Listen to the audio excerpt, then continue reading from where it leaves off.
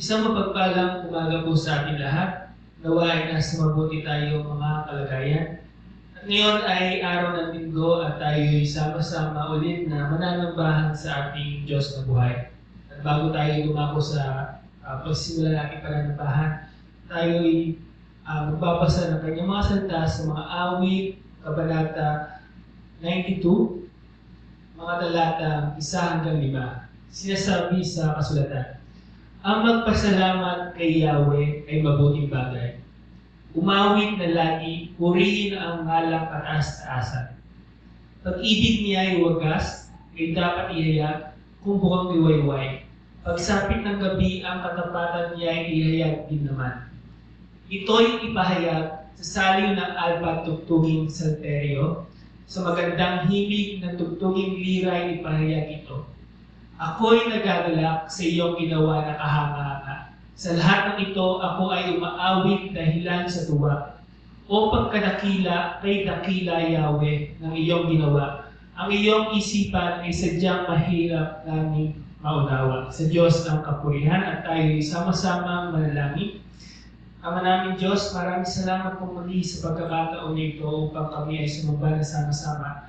Kahit na magkakahiwalay kami, Panginoon, hindi kami magkakasama personally. But Lord, dito dahilan para tumigil, Lord, yung aming pananampahan na sama-sama. We pray, Lord, for today, Lord, na kayo patuloy na kundi sa mga buhay namin. Pakalinisin niyo, Panginoon, yung mga puso't isipan namin upang sa ganun ay maging karapat-dapat kami sa pagharap sa inyo, Panginoon. Kayo, O Diyos, yung mapapurihan namin, may taas namin, Panginoon. Ibaba niyo, Lord, yung mga sarili namin. Give us humble heart, humble spirit, Panginoon. Ito yung nais mo, Panginoon, sa mga buhay namin. Tulungan niyo po kami na patuloy namin madakila, Panginoon, yung pangalan mo, Lord God. Sa aming pag-aawit ka, sa aming pag-aaral ng mga salita, kayo, O Diyos, Panginoon, yung mas makilala pa namin, mas maranasan namin sa mga buhay namin. Salamat sa walang sawang biyaya ng patuloy mong pinagkakaloob sa amin. Alam namin, Panginoon, na kayo, Diyos na buhay. Yung mga nangyayari sa paligid namin ay kontrolado niyo, Panginoon. Kaya wala kami dapat maging alinlangan sa aming pananampalataya sa inyo. At tulungan niyo po kami, Panginoon, sa umagang ito. Gawa ay patuloy na maranasan yung masaganang biyaya mo. Kayo, O Diyos Panginoon, yung patuloy na makita sa mga buhay namin. Salamat, Panginoon, sa lahat sa pagkakataong ito. Gawa sa buong maghapon na ito, Lord God, sa aming lahat ng gagawin, naway makapagbigay ng kapurihan at kaluguran sa inyong harapan. Salamat po muli sa ilang namin pinagkakatiwala po ang lahat. Sa pangalan po ng Panginoon Jesus. Amen. Ayan. So magandang Sunday morning sa ating lahat mga kapatid at napakabuti ng Diyos dahil still alive and kicking. Amen? Ayan. So sa kabutihan ng Diyos muli ay narito tayo upang ipahatid yung ating papuri at pasasalamat sa Kanya.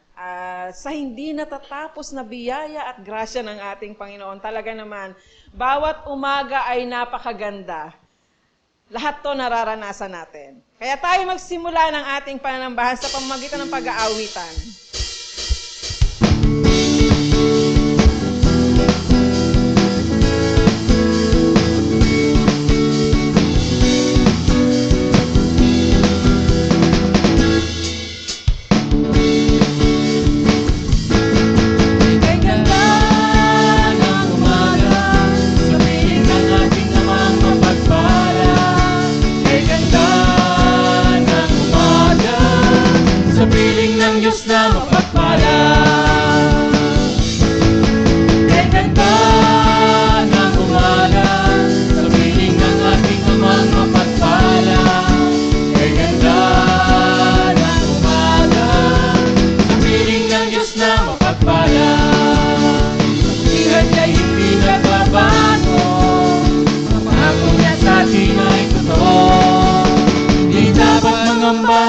Pagkat kasama siya, halina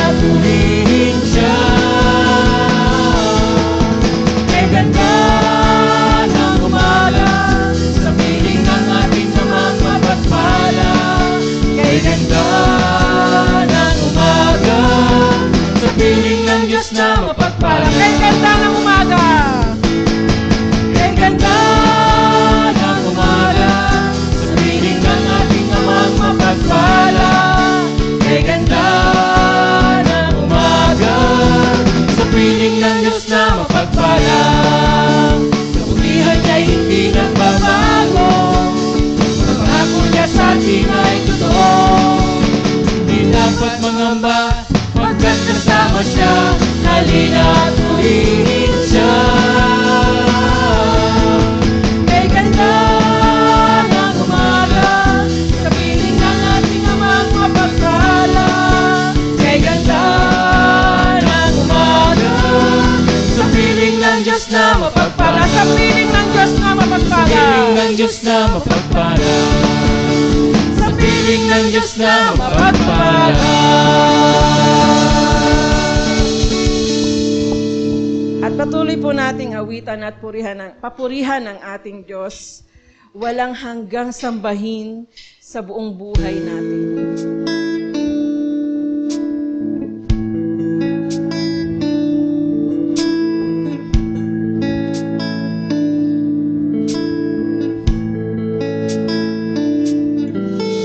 Nais kong ika'y maranasan, pag-ibig mo'y aking inaasam, pagkat sa'yo ko lang natagpuan ang tunay na kagalakan. Nais kong ika'y maranasan, tibok ng puso ko'y ikaw lamang, kaya't ngayon, bukas at kailanman, pagsamba ko'y iaalay.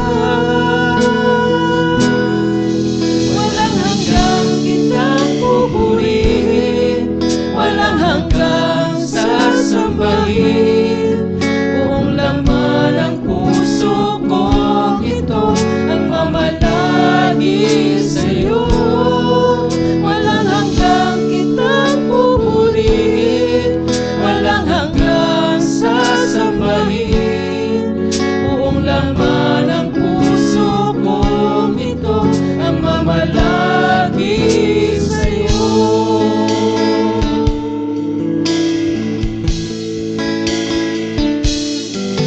Nais kong ika'y maranasan, pag-ibig mo'y aking inaasam, pagkat sa'yo ko lang natagpuan ang tunay na kagalakan.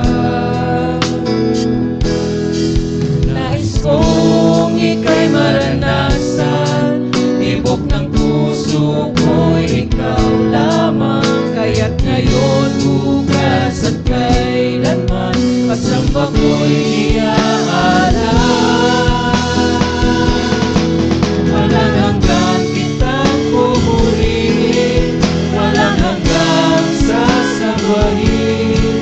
Buong laman ng puso ko ito ang mamalagi sa'yo. Walang hanggang kitang pupurihin, walang hanggang sasambahin. Buong laman ng puso ko ito ang mamalagi sa'yo.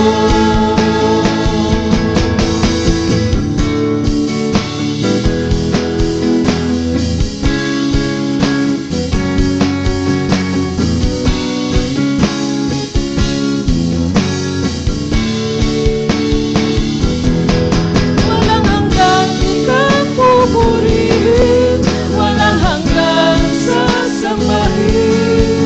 Buong laman ng puso ko ito ang mamalagi sa'yo.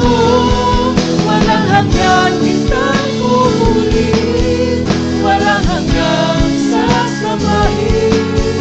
Buong laman ng puso ko ito ang mamalagi sa'yo. Buong laman ng puso ko ito ang mamalagi sa'yo. Buong laman ng puso ko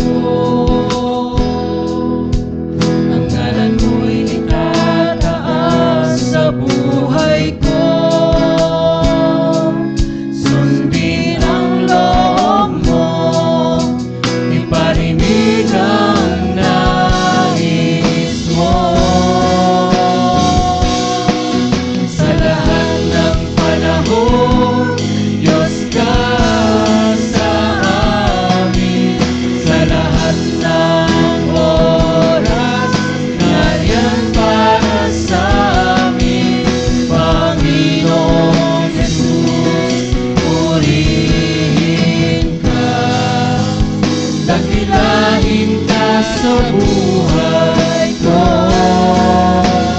aming Ama.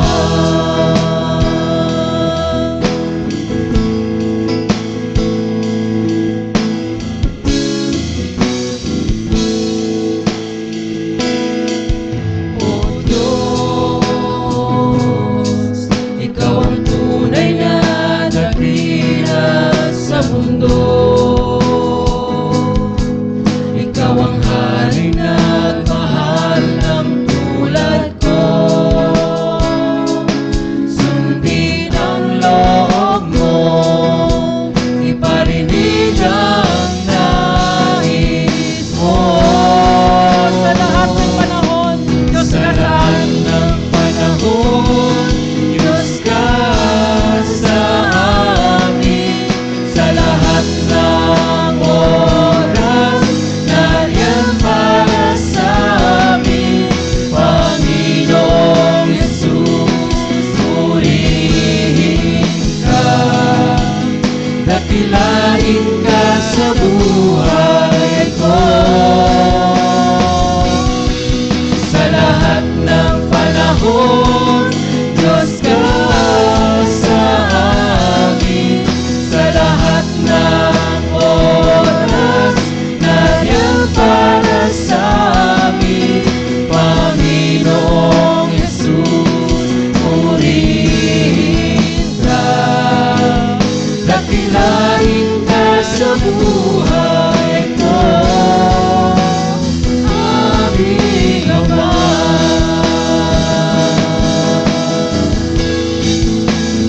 tunay dakilang pangalan, Panginoon. Tunay nga po sa lahat ng oras, sa lahat ng panahon ng aming buhay. Diyos ka po sa amin, sa akin, sa amin lahat. Salamat, Panginoon.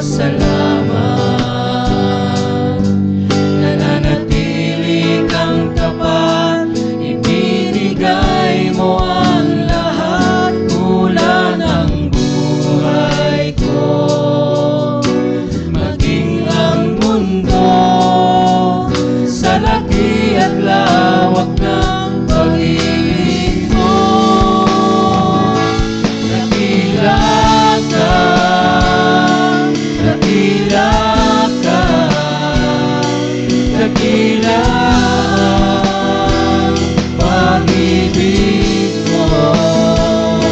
Dakila ka, dakila ka, dakila ang pag-ibig mo. Oh, Jesus.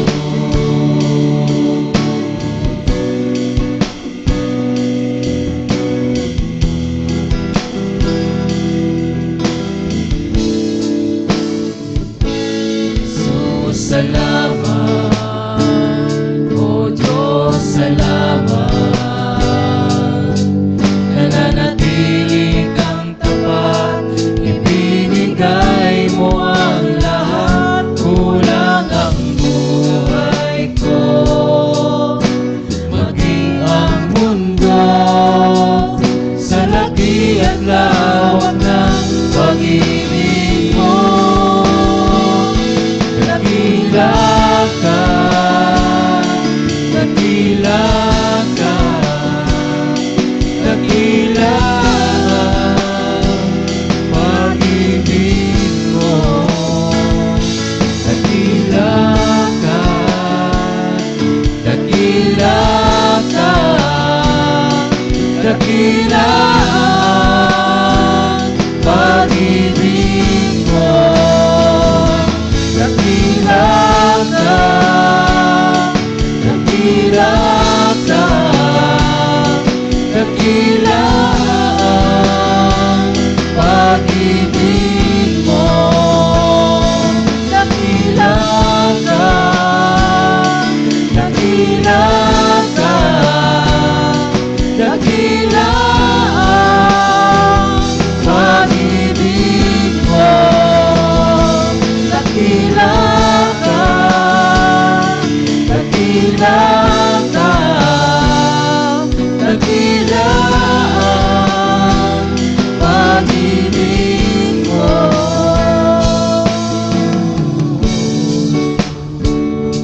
Tunay nga Diyos na dakila ang pag-ibig, kailanman hindi nagbago. Salamat Panginoon na sa kabila ng mga pinagdadaanan namin, You are more than these trials, these sufferings in this world. Lord, maraming salamat po. Araw-araw pinapatunayan nyo na napakadakila nyo po sa buhay namin.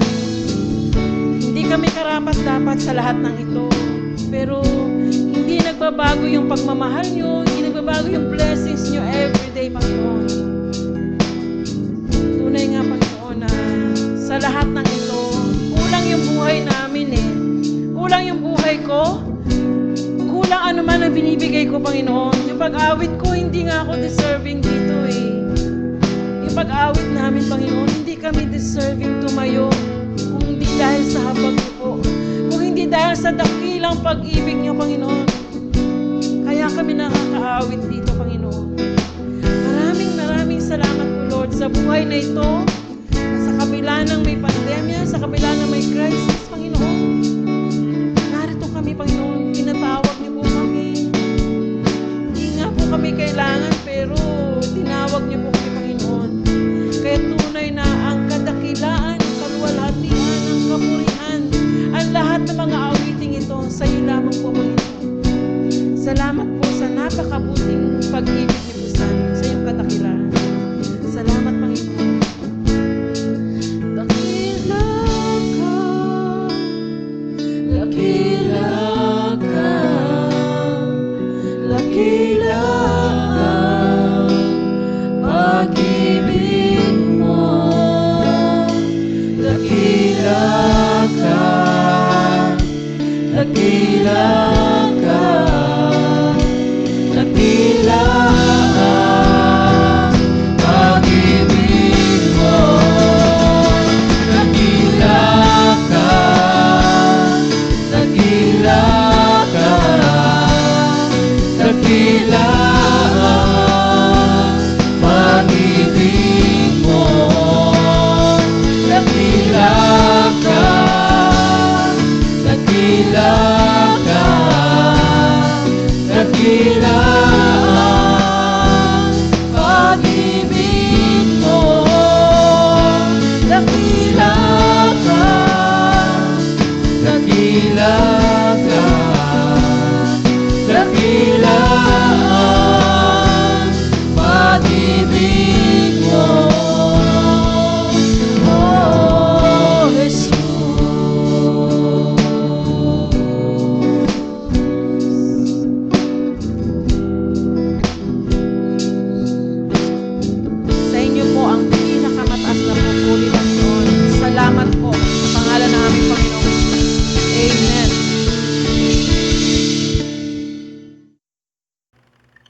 Magandang umaga uli mga kapatid.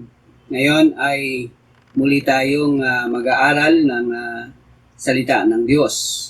At ito yung pinakahuling linggo na ating tatalakayin, yung tema natin na Living in Harmony. Sa umagang ito ay tatalakayin natin ang isang paksa na Having in One Goal. So makibukas po kayo sa aklat ng 1, Kapitulo 17, talatang 20 hanggang 23. So kung kayo po ay merong dalang Biblia, hawak na Biblia, buksan niyo po yung John 17, 20 to 23. So ito po ang sinasabi. Hindi lamang sila ang idinadalangin ko, kundi pati ang mga mananalig sa akin dahil sa kanilang pahayag. Ama, maging isa nawa silang lahat kung paanong ikaw ay nasa akin at ako'y nasa iyo. Gayun din naman, maging isa nawa sila sa atin upang ang sanlibutan ay maniwala na ikaw ang nagsugo sa akin. Ibinigay ko na sa kanila ang kaluwalhatiang ibinigay mo na sa akin upang sila'y ganap na maging isa tulad mo at ako na iisa. Ako'y nasa kanila at ikaw ay nasa akin upang lubusan silang maging isa. Dahil dito, malalaman ng sanlibutan na isinugo mo ako at sila'y minamahal mo katulad ng pagmamahal mo sa akin. Tayo po ay manalangin. Aming Diyos, maraming salamat sa pagkakataong ito na ibinigay mo po sa amin upang kami ay mag-aral, magbulay-bulay ng iyong salita. Dalangin po namin, O Diyos, na ikaw ang siyang magbigay ng karunungan po sa amin upang patuloy po naming maunawaan ang iyong mga salitang ito. Ipinagkakatiwala po namin ang bawat sandali na aming gugulin. Naway pagkalooban mo po kami ng karunungan na nagmumula sa inyo. Upang sa gayon, O Diyos, lalabas po kami sa aming mga tahanan, maging sa iyong bahay-sambahan, na dala-dala ang katotohanan, ang iyong mga salita, na nais mo pong ipamuhay ng bawat isa po sa amin. Sa inyo po namin ipinagkakatiwala ang lahat sa pangalan po ng aming Panginoong Hesus. Amen. Sinasabi natin na tayo ay kabilang sa Iglesia ng Panginoong Hesus. Ngunit di naman tayo nakikisa sa layunin nito. Bakit nga ba kailangan na magkaroon tayo ng common goal? Bilang Iglesia ng Panginoon, ay tunay na napakahalaga nito sa bawat isa sa atin. Kung kaya nga sa umagang ito ay pag-usapan natin why we need to have a common goal. Una, a common goal is the basis for true church unity. Ang pagkakaroon ng common goal ay isang basihan ng isang tunay na nagkakaisang iglesia. Doon sa talatang 9 hanggang 11 ng aklat ng 1, Kapitulo 17, ito po ang sinasabi. Idinadalangin ko sila, hindi ang sanlibutan, kundi ang lahat ng ibinigay mo sa akin, sapagkat sila'y iyo. Ang lahat ng akin ay iyo, at ang lahat ng iyo ay akin, at pararangalan ako sa pamamagitan nila. At ngayon, ako'y papunta na sa iyo. Aalis na ako sa sanlibutan, ngunit nasa sanlibutan pa sila. Amang banal, ingatan mo sila sa pamamagitan ng kapangyarihan ng iyong pangalan. Pangalang ibinigay mo sa akin, upang sila'y maging isa kung paanong tayo'y iisa. Doon sa Kapitulo 20, Kapitulo 17, talatang 20 to 21, 20 to 21, ang sabi po ron, hindi lamang sila ang idinadalangin ko, kundi pati ang mga mananalig sa akin dahil sa kanilang pahayag. Maging isa nawa silang lahat, Ama, kung paanong ikaw ay nasa akin at ako'y nasa iyo. Gayun din naman maging isa sila sa atin upang maniwala ang sanlibutan na ikaw ang nagsugo sa akin. So, isa sa pagkakatulad ng mga talatang napakinggan po natin doon sa Kapitulo 17 ay yung pananalangin ng Panginoong Hesus. Yung kanyang pananalangin na ito ay nakatuon, una, doon sa mga nanalig na sa kanya, na kung saan doon sa 9 to 11, ito yung kanyang binanggit na kanyang idinadalangin. At doon sa talatang 20 hanggang 21, ang tinutukoy naman na kanyang ipinapanalangin ay yung mga taong mananalig sa kanya. So, bakit ito ang panalangin ng Panginoong Hesus? Bakit hindi niya ipinalangin na ang mga taong ito na sumampalataya at mananampalataya pa lamang sa Kanya ay magkaroon ng mga natatanging kaloob upang sila ay magtagumpay bilang mga Kristiyano? Alam natin that Jesus is all-knowing God. Siya ay nakakaalam sa lahat ng bagay. Kaya alam ng Panginoong Hesus na ang mga taong ito, yung nanalig at yung mananalig pa, ay buhat sa iba't ibang lahi. May iba-ibang kultura, may iba't ibang pag-uugali. Yan ay nakita na ng Panginoong Hesus bago pa man niya tawagin yung mga taong ito. Ang nakita ng Panginoong Hesus ay yung pagkakaiba nila na siyang magiging dahilan upang ang mga taong ito ay magkaroon ng suliranin sa kanilang mga gagawin. Kaya nga, ang dalangin ng Panginoong Hesus ay magkaroon sila ng pagkakaisa. Ang sabi po doon sa talatang 11 ng Kapitulo 17 na Aklat ng 1, ang sabi po, kung titingnan po natin yung ating mga Biblia, ang sabi po roon, ibukod mo po sila, talatang 11, ang sabi po, at ngayon ako'y papunta na sa iyo. Iniwan ko na ang sanlibutang ito, ngunit sila ay nasa sanlibutan pa.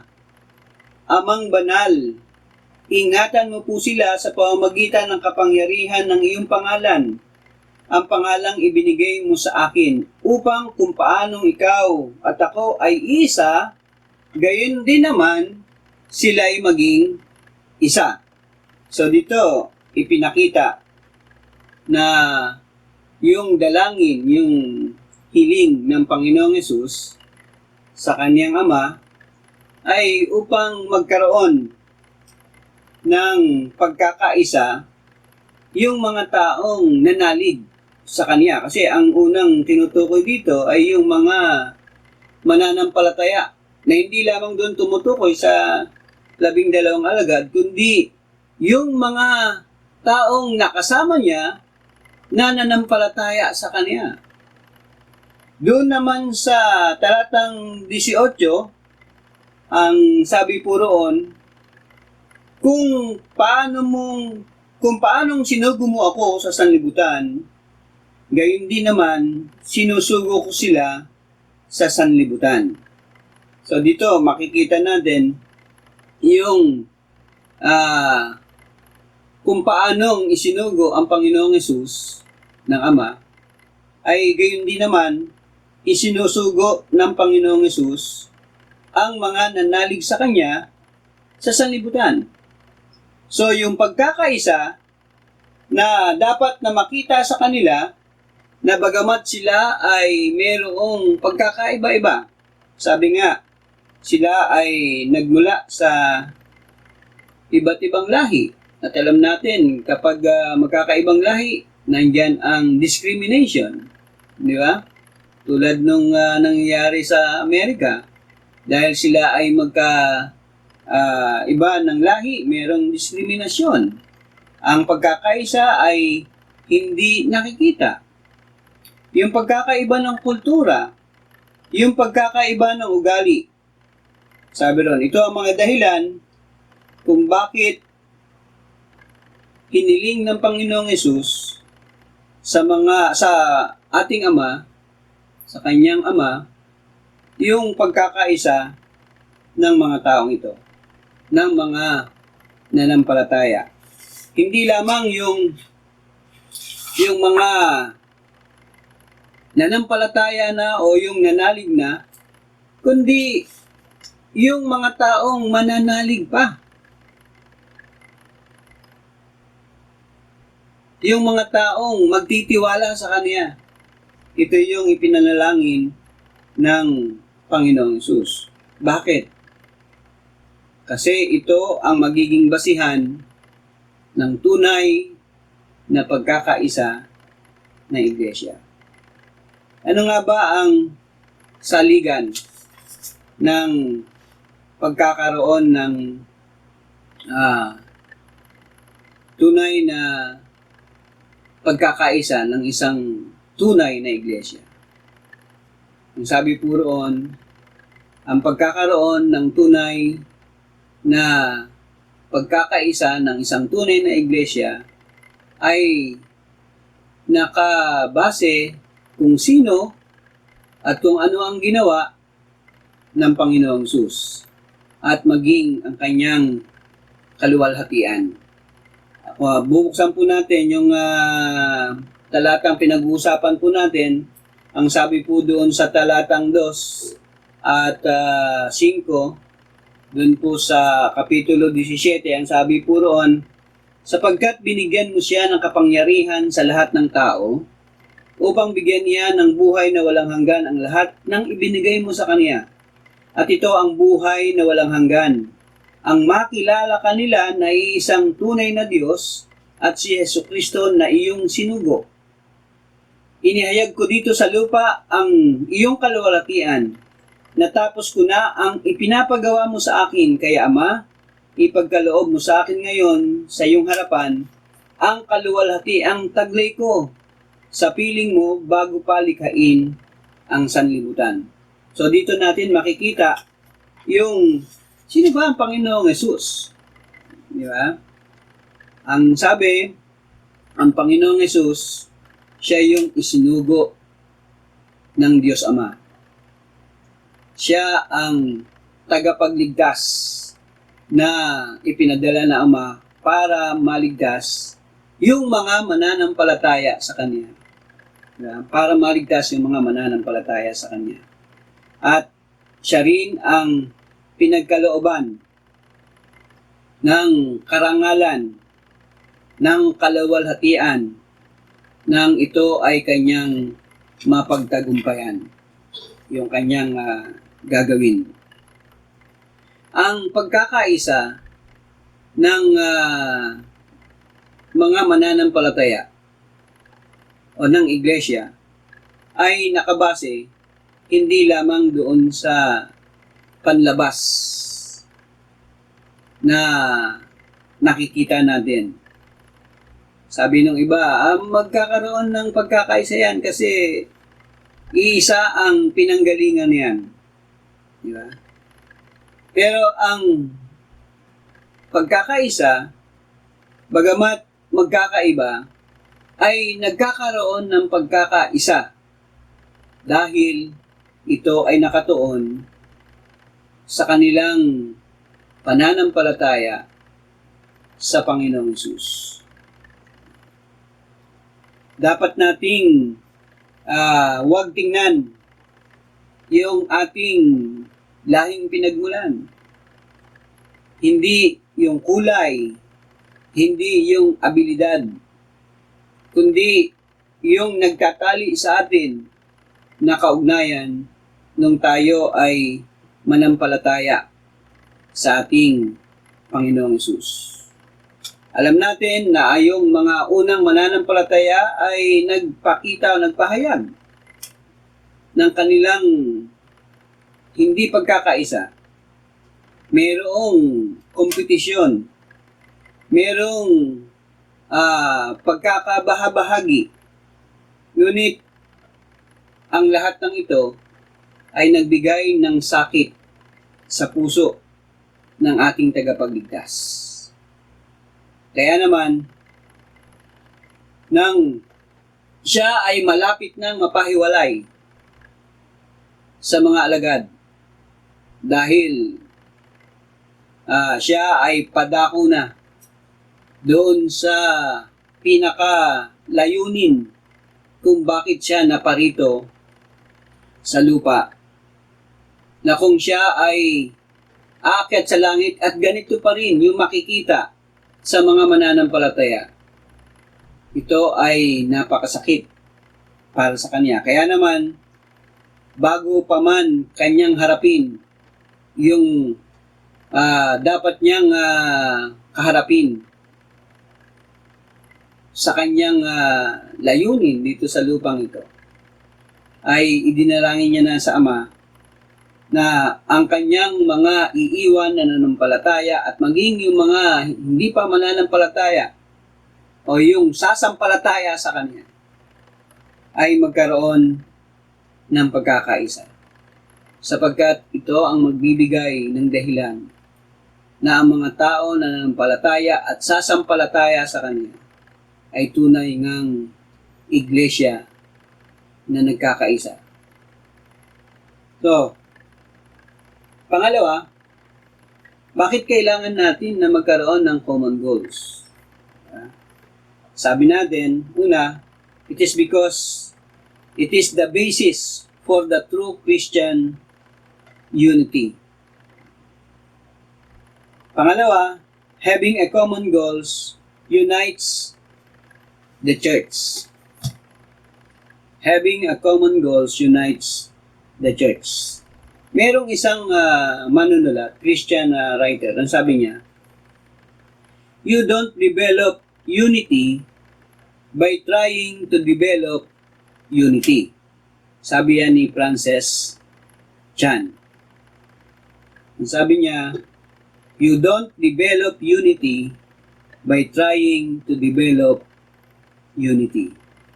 Alam niyo, maraming mga iglesia sa panahon natin ngayon ang nagnanais na ma-develop yung pagkakaisa sa loob ng church. Gumagamit sila ng iba't ibang mga estratehiya. Gumagamit sila ng mga magagandang program. Gumagawa sila ng mga magagandang activities to create unity. But it never works. Hindi ito naging matagumpay. Why?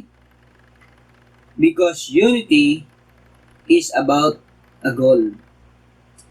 Hindi natin pwedeng gamitin yung mga magagandang activities, yung program, to create a unity. Kasi unity is all about a goal. It's about an objective na kung saan, kung tunay na nanampalataya tayo sa Panginoon, ay magiging kaisa tayo sa layunin ng iglesia. Bakit kailangang maging kaisa ng iglesia? Halimbawa, bakit ba ang isang kupunan o yung team na parang mahina ay nagwawagi? Isipin natin, hindi dahil sa ito ay iniluhod nila. Halimbawa, no, ako ay player ng isang naging player ako ng volleyball eh. No, kapag kami ay maglalaro, ang ginagawa namin ay mag-pray. Pero kapag kami nagpe-pray, kadalasan natatalo pa rin kami. Pero meron namang mga mahina, no, na kapag sila ay talagang nakakitaan mo ng matinding pagkakaisa, talagang nagwawagi. Pero sabi ko nga ito ba ay dahil doon sa iniluhod nila sa Panginoon? Ito ba ay dahil pinag-usapan nila na magkaisa sila? O ito ay dahil sa bago sila maglaro ay nagkamuron muna sila ng pagmumuni-muni para manalo? Pag ito ang naging basahan natin, abay kulang. Merong isang kupunan na naglaro ng hockey. Alam niyo ba yung hockey? So, ito ay napakatagal ng panahon. Matindi yung grupo na ito, yung team na ito, na naglaro. Dahil halos itong mga naglalarong ito ay iisa ang pinagmulan. Isa yung pinagmulan. At hindi lamang sila umabot doon sa kanilang kapaligiran o doon sa kanilang lugar, kundi umabot sila ng world, sa buong mundo. Nakakalaban nila ang iba't ibang bansa. At tingnan kung ano yung naging dahilan ng kanilang pagkakapanan. Sabi ko nga, yung team ay nananalo hindi dahil sa iniluhod lang nila sa Panginoon. Hindi dahil lang sa sila'y nag-usap-usap o kaya ay nagkaroon sila ng retreat bago ang laro. Kundi ang pinaka-dahilan kung bakit sila nagwagi ay dahil sa iisang layunin. They have a common goal. They have a common objective. It is to win. Manalo. Ang iglesia ay dapat ganito rin ang maging karanasan. Pag sinabi nating iglesia, ito'y tumutukoy doon sa mga tao na nananampalataya, mga tao na tinawag ng Panginoon, na kung saan kinakailangan nilang magsama-sama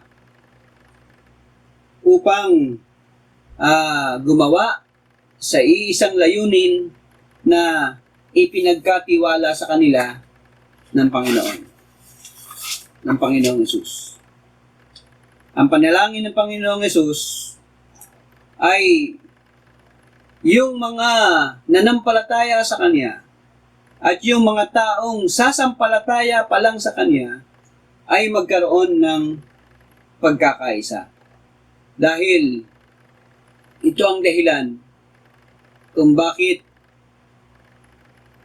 nag-wish siya ng buhay.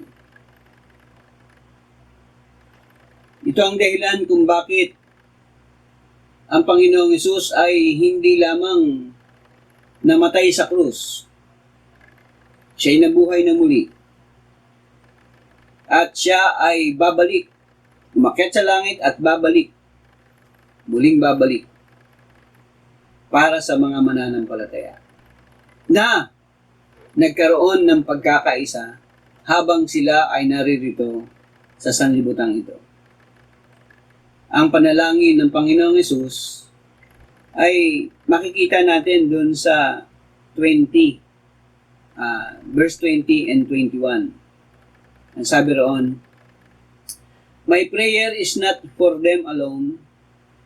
I pray also for those who will believe in me through their message, that all of them may be one. Father, just as you are in me and I am in you, may they also be in us, so that the world may believe that you have sent me." So, nakita natin, malinaw na yung panalangin ng Panginoong Hesus ay para sa pangkahalatan. Di ba? Sinabi kong pangkahalatan kasi hindi lamang tumutukoy yung kanyang panalangin doon sa mga nauna ng mananampalataya. Kasi doon sa verse 20 to 21, malinaw na sinabi ron, siya ay nananalangin hindi lamang doon sa mga nagtiwala na, nanalig na, kundi doon sa mga taong magtitiwala pa lang. Na kung saan ito ay tumutukoy sa church. Kasi yung church, alam natin, ito yung mga taong tinawag ng Diyos para dalhin niya sa kanyang sambahayan. At itong mga taong tinawag niya, ay tinawag niya rin upang sila ay magkaisa, that they all may be one. Alam mo dito sa talatang 20 hanggang 21, minsan merong maling interpretation yung minsan mababasa tayo sa mga sulatin, no, mga Kristiyanong sulatin. Kasi minsan sinasabi nila na yung talatang ito ay nagpapakita na ang Diyos Ama at si Kristo ay isa lang. No, yan yung tinatawag na oneness. Pero huwag tayong malito mga kapatid. Yung talatang 20 at saka 21 ay hindi nagpapakita ng nag-iisang katauhan. No, na ang Diyos Ama at ang Panginoong Hesus ay iisa. No, yung paniniwalang oneness. Kung titingnan natin sa filosopong usapan, iba yung dumadalangin sa dinadalanginan. Tama mga kapatid? Iba ang dumadalangin sa dinadalanginan. Magkahiwalay po sila. Napaka-imposible na ang Diyos Ama ay ang Diyos Anak din. Sila po ay magkahiwalay na persona. Pero sila po ay iisang Diyos na mayroong iisang layunin. Nang sinabi ng Panginoong Hesus na kung paanong ikaw ay nasa akin, ang sabi doon sa King James Version, as thou, Father, art in me, and I in thee, just as you are in me, and I in you. Ito'y tumutukoy sa kanilang iisang layunin o yung magkaparehong layunin. Kung titingnan po natin yung isinulat doon sa komentaryo o sa Jamieson, Fawcett, and Brown commentary, ito po yung ipinapakita na the three great unities in these verses, no, doon sa verse 20 at saka sa 21.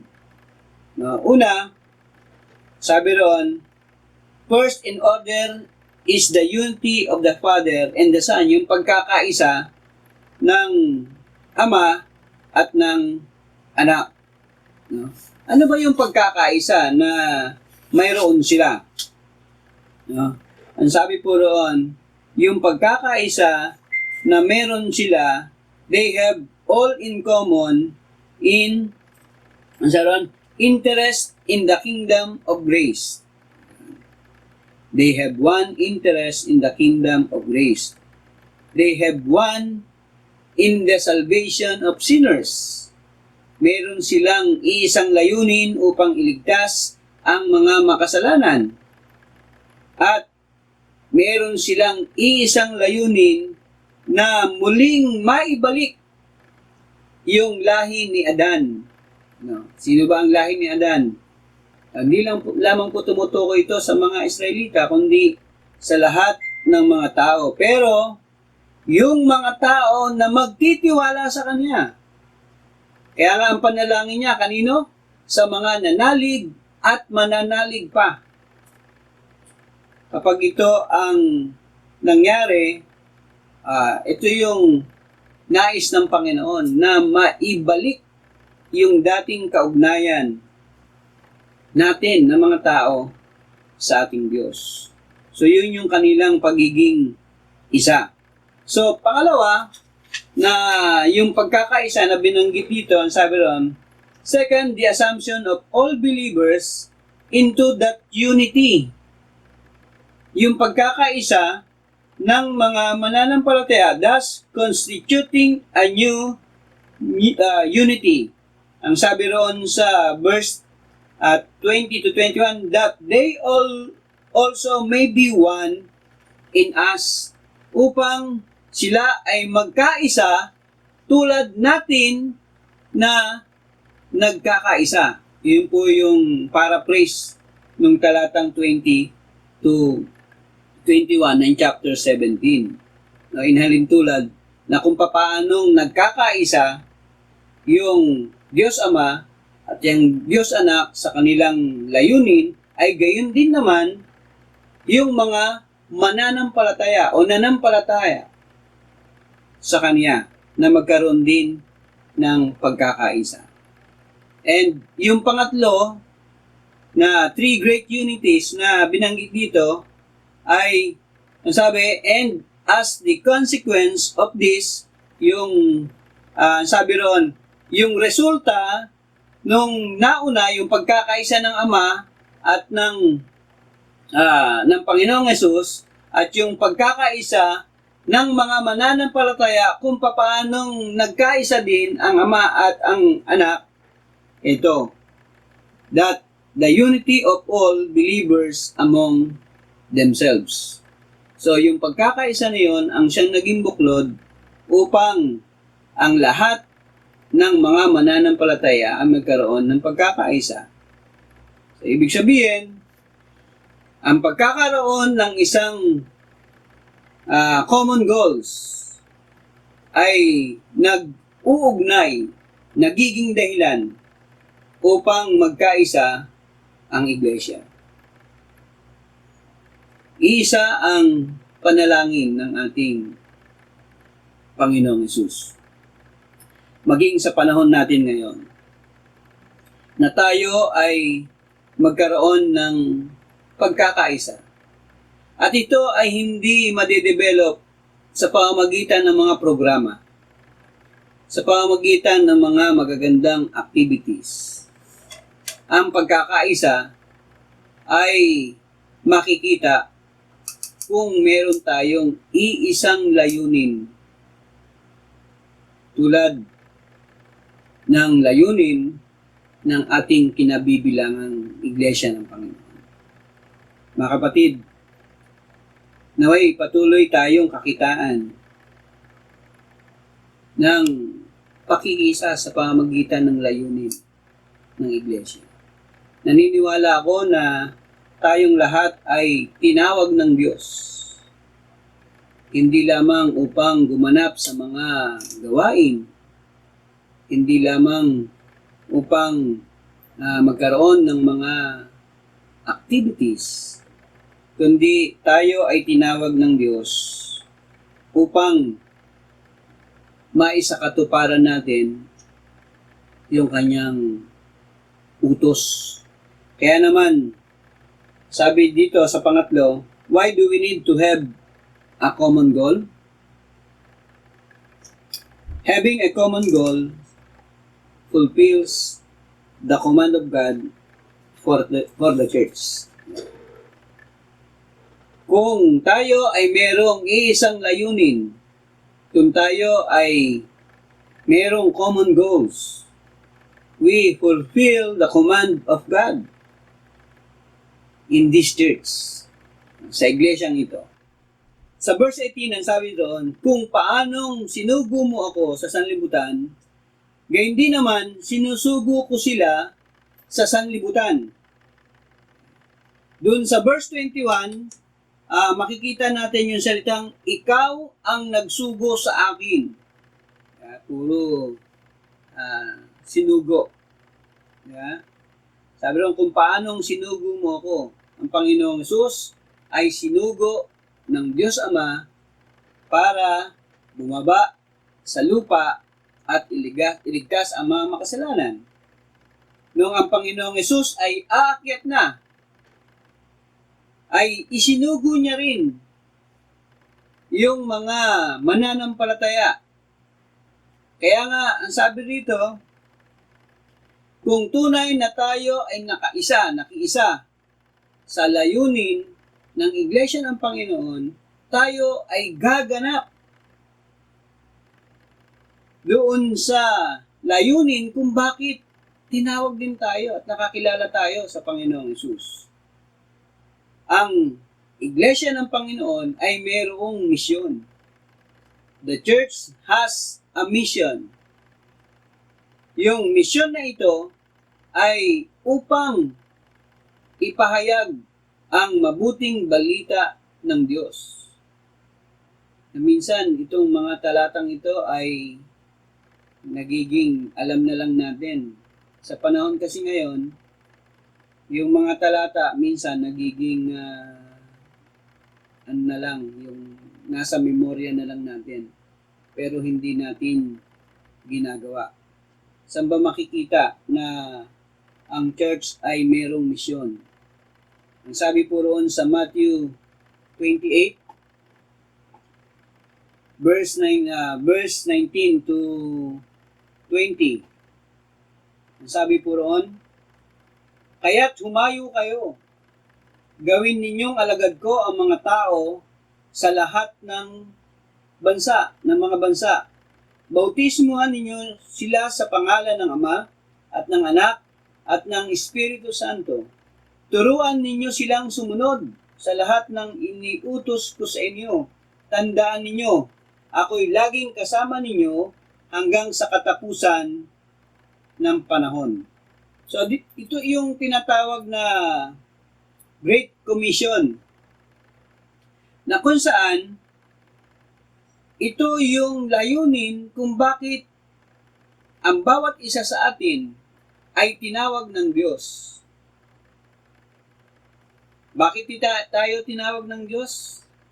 Dahil tayo ay gaganap sa isang layunin na kung saan yung layunin ito ay ipinagkatiwala sa atin ng ating Panginoong Hesus na pinagkatiwalaan natin ng ating buhay. Ano ang utos sa atin? Ang sabi roon, kaya't humayo kayo. Ipangaral nyo ang salita, ang mabuting balita. Gawin ninyo ang mga tao na aking mga alagad. Bautismuhan niyo sila.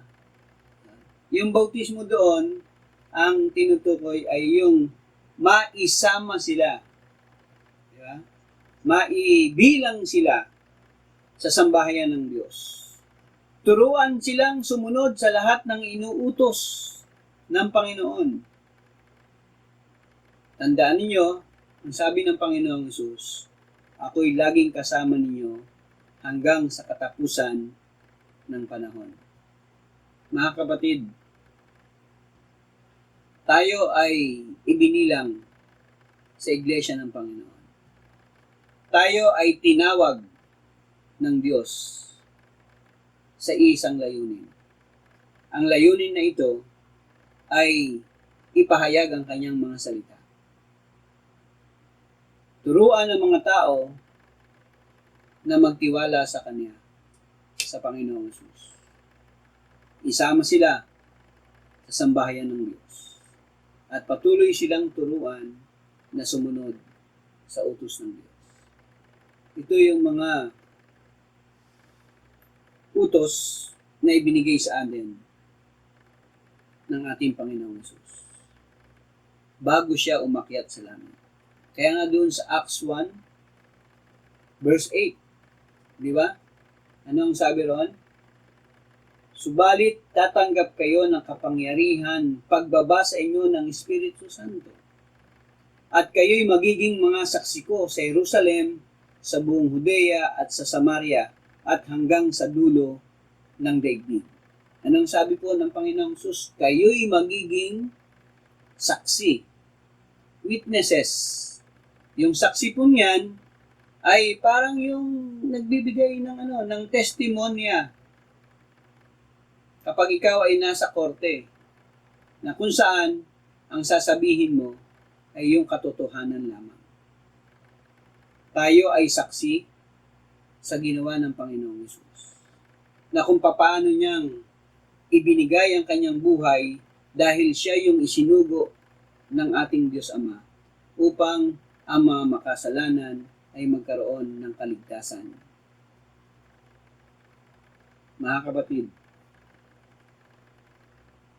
kung ito ay ginagawa natin, na isa sa katuparan natin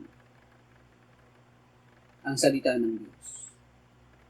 Hindi lamang yun, marahil ang Diyos, ang Panginoong Hesus na siyang magbabalik ay may kagalakan sa kanyang puso na harap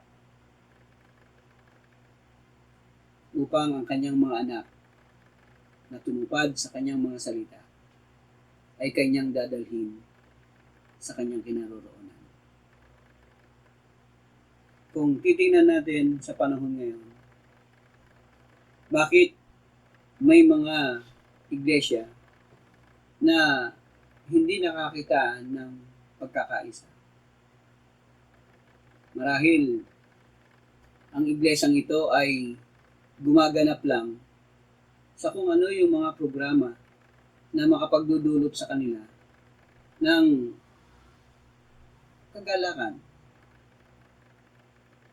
O kaya naman, ang bawat mananampalataya ay parang isang tradisyonal na mananampalataya na sisimba lang.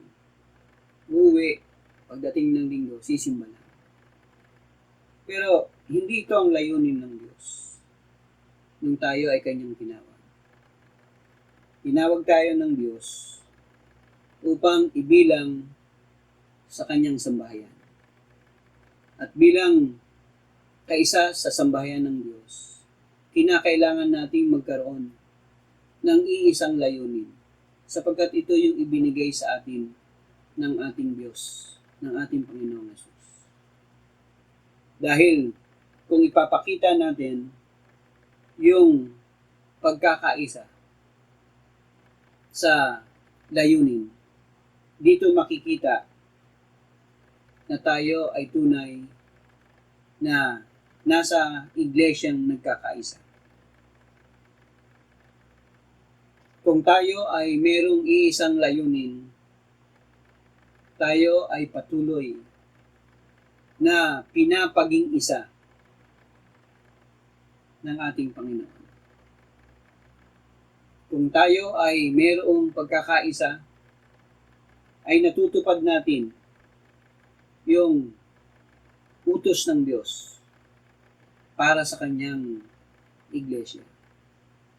Hindi lamang upang ipangaral ang salita ng Diyos, kundi turuan ang lahat ng tao na maging alagad niya. Turuan ang mga tao na sumunod sa kanyang mga salita. At turuan ang mga tao na dalhin sa sambahayan ng Diyos. Mga kapatid, tunay nga na ang bawat isa sa atin ay nagnanais na maging kabahagi ng iglesyang ito. Pero ang tanong, tayo ba ay kabahagi sa iisang layunin kung bakit tayo tinawag ng ating Diyos, ng ating Panginoong Hesus sa iglesyang ito? Manalangin po tayo. Aming Diyos, marami pong salamat sapagkat Ikaw ang aming Diyos na nagpapakita, nagpapahayag ng iyong mga salita na mga katotohanan na nais mo pong makita sa aming buhay. Aming Ama, patawarin mo po kami na kung minsan sinasabi namin na kami ay kabilang sa iglesyang ito, ngunit hindi po kami nagpapakita ng kaisahan sa layunin kung bakit mo po kami tinawag sa iglesyang ito. Tulungan mo po kami ikaw nawa po ang siyang magbigay ng puso. Tunay na kami ay kakitaan, Panginoon, ng pagkakaisa. Sapagkat ito yung nais mo pong mahayag sa aming mga buhay. Marami pong salamat sapagkat binuksan mo po ang aming isipan, Panginoon, na kami ay yung tinawag sa lugar na ito upang gumanap sa iisang layunin, yung layunin na maibahagi po namin ang iyong mga salita. Maraming salamat. Tulungan na po kami na ang lahat ng aming narinig, lahat ng aming nabasa sa iyong mga salita, Panginoon, ay maisagawa po namin sa pang-araw-araw po namin. Sa inyo ang lahat ng kapurihan, sa pangalan po na aming Panginoon Jesus. Ang Ama ay papurihan, Anak, Espiritong Banal, ng mga taong nilalang, at ng tanang sa kalangitan. Amen. Manalangin tayo, mga kapatid. Aming Diyos, marami pong salamat sapagkat patuloy mo pong ipinapahayag sa amin ang iyong mga salita na nais mo pong makita sa buhay ng bawat isa po sa amin. Tulungan mo po kami, O Diyos, na ang iyong mga salitang ito ay patuloy na maisabuhay po namin. At habang kami ay naghihintay sa iyong pagbabalik, Panginoon, ay patuloy na maging kaisa po kami ng layunin ng mga taong tinawag mo po at ibinilang sa iyong katawan, sa iyong iglesia, Panginoon. Sa inyo po namin ipinagkakatiwala, Panginoon, ang aming mga buhay. At ngayon, naway sumainyong lahat ang pagpapala at biyaya ng ating Diyos Ama, ang pag-ibig ng ating Panginoong Yesus, ang pag-iingat ng banal na Espiritu mula ngayon magpakailanpaman. Siya nawa. Amen. Amen.